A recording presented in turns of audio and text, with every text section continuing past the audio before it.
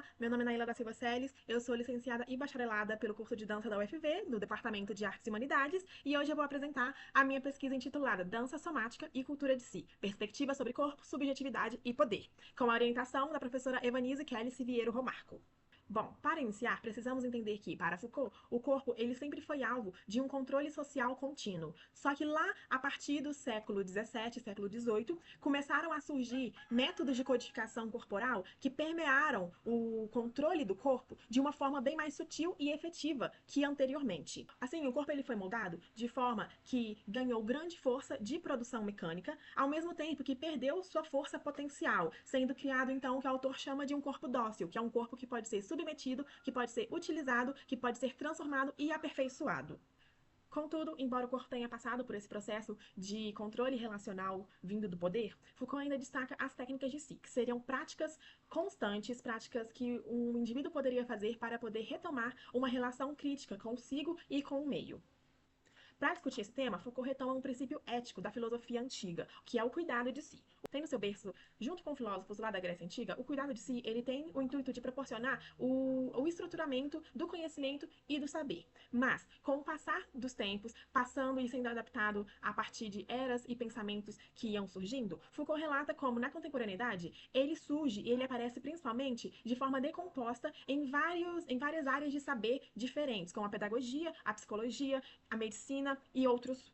Sua retomada, então, exigiria um esforço para elaborar novas formas de subjetividade e práticas que resgatem a criticidade e liberdade do indivíduo. É interessante também pontuar que Foucault retrata o cuidado de si em uma função terapêutica, não sendo assim práticas apenas contemplativas da alma, mas realmente uma série de atividades, exercícios e práticas que cuidem do corpo como inteiro, corpo como alma e alma como corpo. Nesse contexto, ao refletir sobre as estratégias de controle que moldam as condutas, torna-se relevante pensar em abordagens que propõem uma ressignificação da relação entre corpo e subjetividade.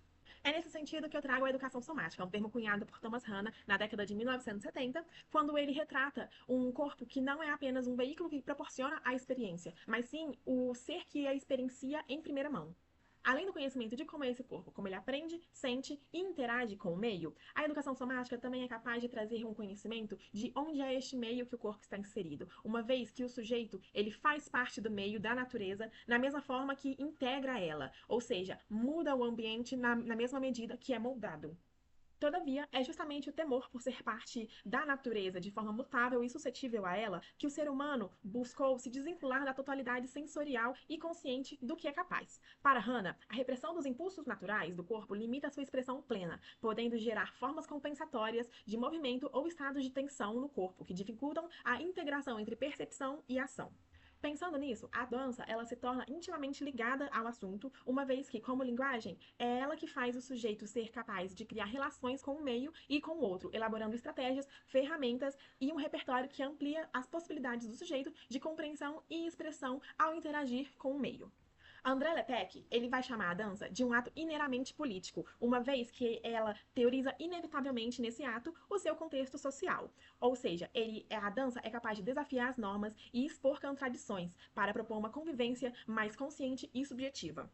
Entendemos então o corpo em movimento como um espaço de resistência e transformação, um agente ativo na construção de novas formas de existir e perceber o mundo. Bom, pensando em tudo isso, propõe uma abordagem somática relacionada às noções de Michel Foucault quanto à subjetividade, o cuidado de si e as relações de poder impostas aos corpos. E, para isso, foi traçado o seguinte objetivo: investigar como o corpo reflete as perspectivas relacionais quanto à verdade, obrigações e ética, durante práticas de dança e somáticas, analisando as reações dos participantes quanto à sua subjetividade nas práticas de cuidado de si. E, como objetivos específicos, foram traçados: investigar de que maneira o corpo reflete as normas internalizadas no sujeito, identificar censuras externas e normatizadas de maior relevância nos participantes, aplicar práticas de dança e somáticas e avaliar as respostas dos participantes quanto à sua subjetividade nas práticas de cuidado de si, e explorar como a dança e as práticas somáticas atuam como técnicas de cuidado de si. Para desenvolver os objetivos propostos, as práticas foram aplicadas em um espaço fornecido pela ESF do bairro Fátima, na cidade de Viçosa. As práticas ocorreram entre os meses de abril e junho de 2025, totalizando em 12 práticas de 1 hora cada, então 12 horas. O grupo participante foi composto por mulheres de 50 anos ou mais, todas moradoras locais e atendidas pela ESF parceira. Se inscreveram no projeto 12 mulheres, mas a coleta de dados se mostrou um tanto quanto fragilizada, uma vez que as ausências eram muito frequentes e, ao final, apenas 6 se dispuseram a participar das práticas pela maior parte do período oferecido. Para a coleta de dados, eu elaborei um questionário diagnóstico que foi respondido pelos participantes no início do período das aplicações.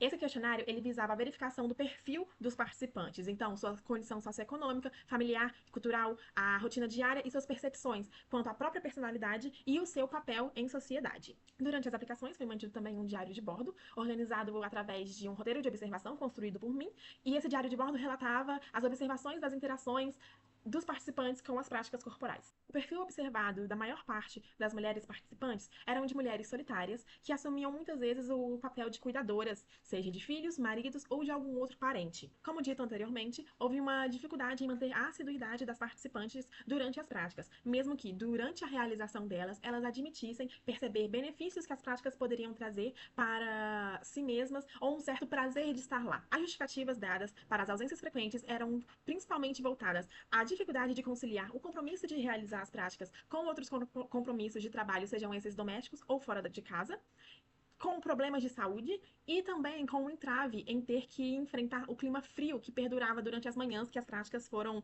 aplicadas. Essa decisão de faltas frequentes ou até mesmo de afastamento completo das práticas revelou tensões importantes entre o desejo do cuidado e os dispositivos que regulam a produtividade e a constância. Na perspectiva de Foucault, o cuidado de si ele não se reduz a uma prática egocentrada, mas sim a uma prática ética, uma forma de resistência frente às normatividades sociais. Ela requer tempo, atenção e elaboração contínua. Ao escolher o afastamento das práticas, as participantes poderiam estar exercendo uma forma de cuidado de si, reconhecendo seus limites e necessidades diante de um corpo exausto. Porém, paradoxalmente, pode-se questionar em que medida esses afastamentos eles não são atravessados por discursos de autocobrança e fracasso. Quanto à consciência anatômica, as participantes demonstraram coordenação motora grossa debilitada, assim como o senso de ritmo, espaço e lateralidade. Mesmo realizando trabalhos físicos frequentemente, como os domésticos ou de cuidadoras, a automatização desses trabalhos impede que o corpo ele se reconheça e seja capaz de mover livremente. Aliás, quanto ao repertório corporal, esse também se relevou limitado e as participantes sempre buscavam algum tipo de exemplo vindo de mim ou algum tipo de aprovação de que o que estava sendo feito era o correto. As participantes eram capazes de compreender conceitos e comentários feitos quando estes eram relacionados a atividades já presentes em seu repertório corporal.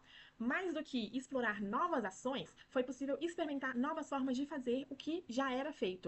Em propostas que sugeriam que uma participante assumisse a condução da movimentação de outra participante, percebia-se um certo receio nessa relação, uma vez que a participante que estava conduzindo não se sentia confortável ou não demonstrava confiança em realizar o que era pedido.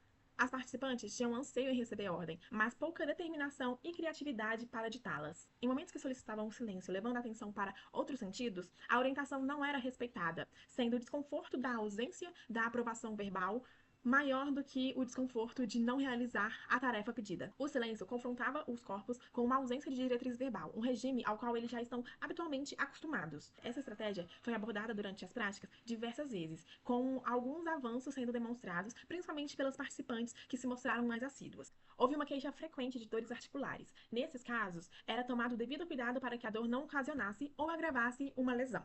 Entretanto, as participantes demonstravam impaciência ao ter que respeitar o próprio corpo, preferindo ainda tentar fazer o que era pedido, como elas esperavam que fosse o correto. Não era compreendida a oportunidade de experimentação e transformação. Havia um comando e uma resposta esperada. Resposta essa que era atravessada por imposições de um ideal de um corpo produtivo e obediente. Através das práticas aplicadas, observou-se que, apesar das limitações diversas, as participantes foram possibilitadas momentos de observação consciente, que revelaram tensões em seus hábitos cotidianos.